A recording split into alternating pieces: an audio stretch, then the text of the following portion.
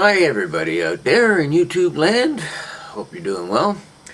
This marks continuation of a set of videos between myself and TornadoCreator regarding political explorations.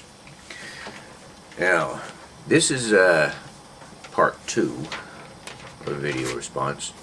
First one was a bit of an introduction to myself and the arguments between both of us. Each of us have certain perspectives on things. If you want to know a little bit more about that, best to go to part 1 first before you continue with this one.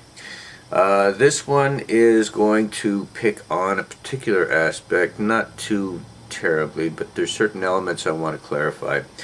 The first point I wanted to make, Tornado, was the issue of the idea that capitalism's failure is a system that feeds greed.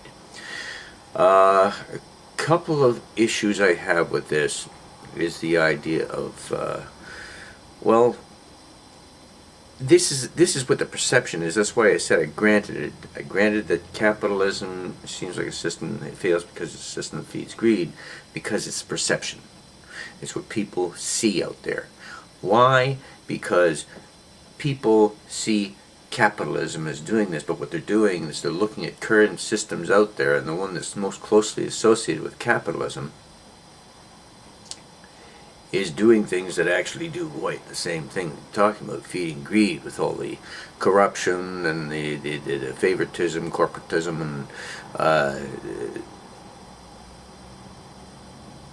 people being held down, it seems, all the things that would be associated with something that was called mercantilism. Now, mercantilism was an early political economic system that served countries in order to best improve their financial state, in order to best improve their power and ability to defend themselves against other countries. It was basically based on the profit model. I don't want to get too far into this. It's historical. You can look into it. Basically, that was ended with publication. Well, the end of it was marked with the publication of The Wealth of Nations by Adam Smith, the first father of free market economics.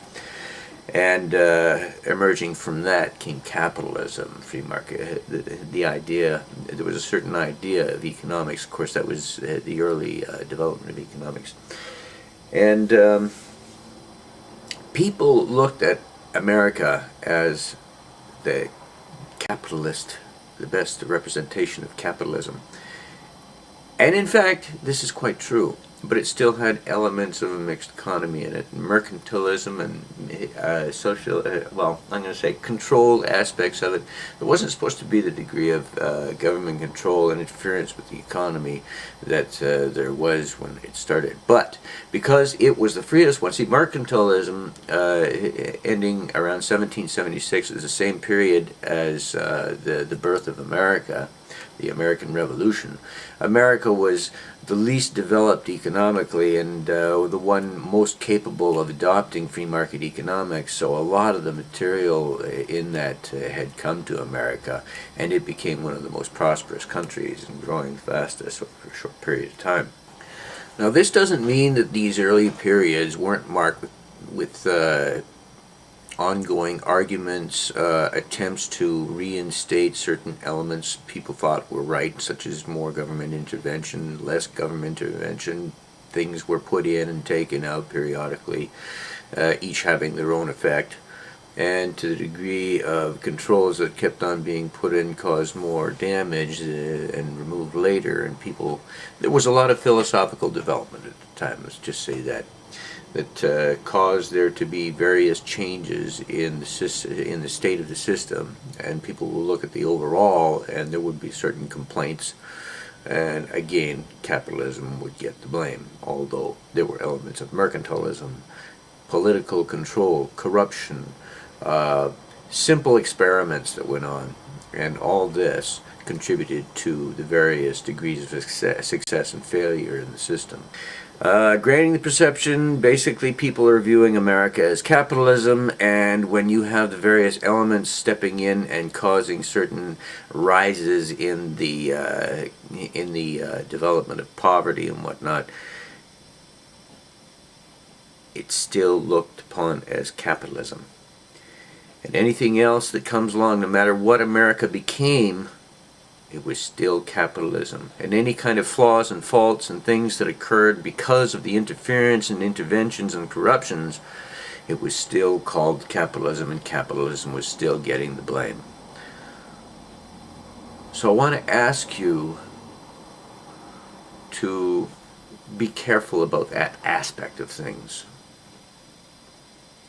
Firstly. Secondly, feeds greed. Greed is an extreme, or what you might call irrational self-interest. At least that's my view of it anyways. There are those who may disagree, but basically greed, I find, tends to be more along the lines of a person trying to prosper, stepping over the rights of other people.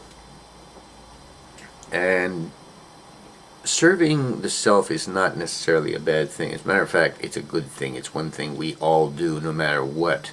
If you go out and you contribute to a charity, you're still serving your self-interest. Your interest is to serve others. You're still being selfish. People have used that label for too long and basically did the same thing they did to capitalism. They basically defiled its real meaning. Any value in it is really lost.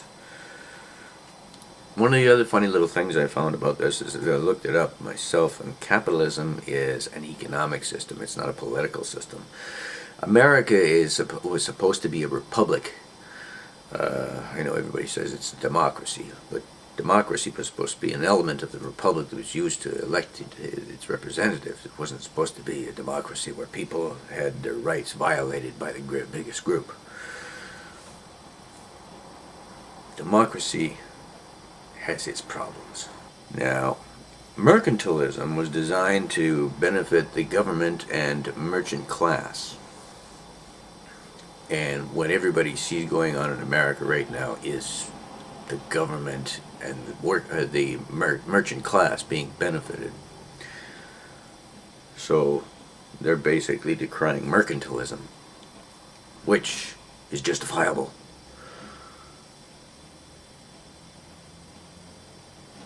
No, I don't. That's all I want to say about that for now. I'm going to go on to the next point. Socialism fails if people don't support it. And I agreed with that. I granted it because, as I said, the system must be conducive to the nature of the individual. If we were to set up some sort of a basic general outline of what the three systems we're talking about that we have here, we have capitalism, socialism, and mercantilism. In socialism, you said it yourself, the individual serves society. In capitalism,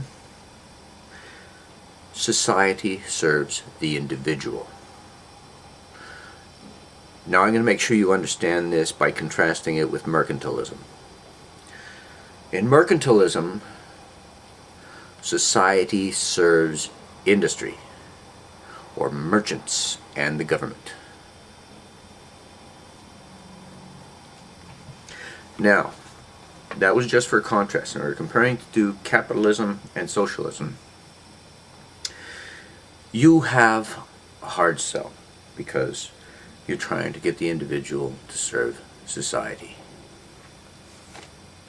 I can see that there would be a great deal of difficulty because of what I spoke of also in the granting portion of this particular part. And that is that the individual's nature is not really being serviced if you consider what the individual is. Individual is something that has to make an effort in order to remain in existence. In order to stay alive, you have to serve that. You have to serve your life, which is selfish. A lot of people decry it.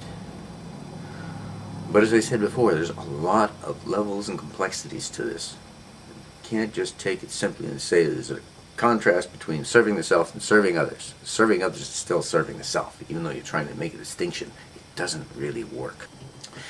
In fact, the concept of rights was supposed to be used as a means of demarking that line that you cannot cross in regards to being selfish, but not beyond this point. You can't violate other people's rights to be selfish either.